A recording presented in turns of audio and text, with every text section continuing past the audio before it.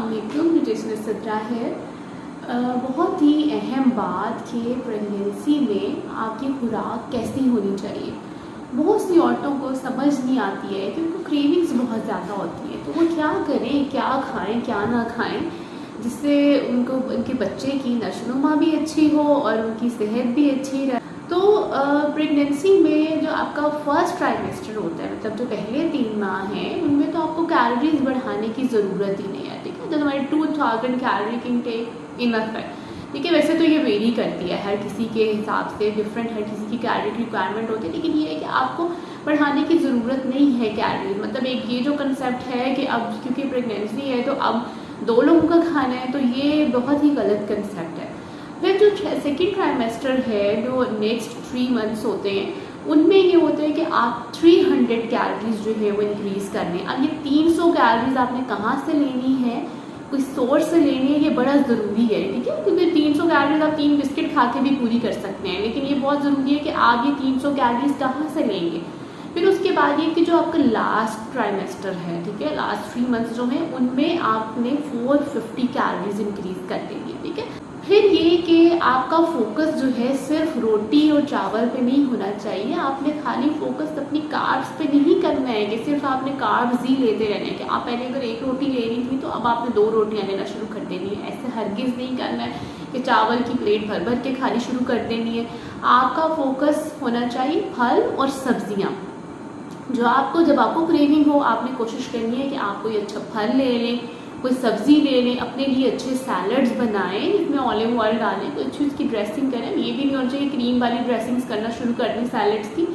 अच्छे सैलड्स लें। आप सैंडविचेस बना के ले सकती हैं। सैंडविचेस में कोशिश करें कि खाली ब्रेड ना हो, उसमें चिकन ऐड करें जो कि स्टीम किया, उसके अंदर सब्जियाँ ऐड करें जो कि आपको फ़ायदा दें। ठीक है, अपनी न्यूट्रिएंट्स की इनटेक जो है, अपने मिनरल्स और वाइटामिन्स के ऊपर भी फोकस करना है, वो आपको इन फल और सब्जियों से ही मिलने हैं। फिर ये कि प्रोटीन जो है ना वो बहुत ज़्यादा ज़रूरी है, क्योंकि प्रोटीन जो होती है ना बच्चे की ग्रोथ के लिए बहुत ज़्यादा ज़रूरी होती है। हमारी जो सेल्स की जो ग्रोथ होती है वो ये प्रोटीन से ही होती है। तो आपने कोशिश करनी है कि आप प्रोटीन का इनटेक जो है ना वो प्रॉपर रखिए। अपने हर खाने में प्रोटीन लाजमी लें।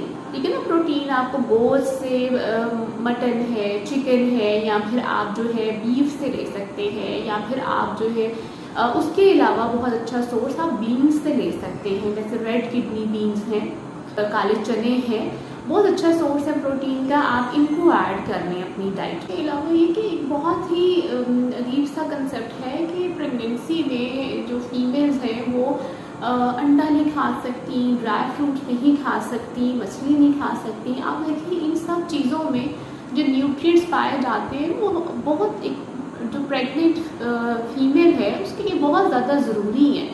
तो आपको हर चीज़ की ज़रूरत नहीं है कि आप ये चीज़ें खाना बंद कर दें। ठीक है, अगर आपको सूट नहीं करती हैं तो एक अलग बात है, लेकिन एक ये जो कंसेप्ट है कि ये गर्म होती हैं तो ये नहीं खाई जा सकती, तो ये गलत कंसेप्ट है। अंडा ज़रूर खाएं, नट्स लें, लेकिन 1 टेबलस्पून ले लें। 30 ग्राम तक आप जो है वो डेली बेसिस पे ले लें, बहुत ज़्यादा क्वांटिटी ना लें, लेकिन आप 30 ग्राम तक या 1 टेबलस्पून तक आप इजीली ले सकती हैं। फिर ये कि आप फ़िश जो है वो आप लें जितना आपका पोर्शन है, तो मतलब एक छोटे पीस हैंड साइज जो है वो आप ले सकती हैं आराम से, उसका कोई नुकसान नहीं है। फिर उसके अलावा कुछ न्यूट्रिएंट्स जो हैं वो बहुत ज़्यादा ज़रूरी होते हैं प्रेगनेंसी में। पहले जो फर्स्ट ट्राइमेस्टर होता है उसमें बहुत ज़्यादा ज़रूरी होता है कि आप जो है फॉलिक एसिड लें। फॉलिक एसिड वैसे तो सप्लीमेंट्स की फॉर्म में भी होता है जो फीमेल्स ले रही होती हैं। उसके अलावा ये कि हरी जो पत्तों वाली सब्जियां हैं वो लाजमी अपनी डाइट में इंक्लूड कर लें। फिर ये कि विटामिन डी बहुत ज़्यादा ज़रूरी है। विटामिन डी के बगैर क्या होगा कि आपका जो कैल्शियम है वो एब्जॉर्ब नहीं होगा। कैल्शियम जाहिर सी बात है हड्डियों को मजबूत करने के लिए बहुत ज़्यादा ज़रूरी होता है। ठीक है, बच्चे की ग्रोथ के लिए बहुत ज़्यादा ज़रूरी है। तो विटामिन डी अगर नहीं होगा तो फिर कैल्शियम भी एब्जॉर्ब नहीं होगा बॉडी में। तो विटामिन डी जो है आप सनलाइट उसका सोर्स है, या फिर आप जो है एग योक के अंदर भी कुछ हद तक पाया जाता है, या फिर आप सप्लीमेंट्स की फॉर्म में भी उसको ले सकते हैं। फिर उसके बाद ये कि सेकेंड ट्राइमेस्टर जो होता है उसमें बहुत ज़्यादा ज़रूरी होता है कि आप आयरन का इंटेक अपना प्रॉपर रखें और कैल्शियम का इंटेक प्रॉपर रखें। और वो आप अपनी डाइट से भी पूरा कर सकते हैं, आयरन और कैल्शियम, और सप्लीमेंट्स से भी पूरा कर सकते हैं इसकी रिक्वायरमेंट को। तो कोशिश करें कि प्रेगनेंसी में जितना हेल्दी हो सके, जितना अच्छा हो सके उतना खाएं, ताकि आप कॉम्प्लिकेशंस जो हैं उनसे बच सकें। जैसे आप देखते हैं आजकल गेस्टेशनल डायबिटीज़ है, हाइपरटेंशन है, बहुत ज़्यादा कॉमन हो गए फीमेल्स के अंदर ड्यूरिंग प्रेगनेंसी। तो इनसे बचने के लिए ये बहुत ज़्यादा ज़रूरी है कि हम अपनी डाइट को बहुत अच्छा रखें। प्रेगनेंसी के दौरान जितना अच्छा खाएंगे उतनी ही अच्छी बच्चे की ग्रोथ होगी।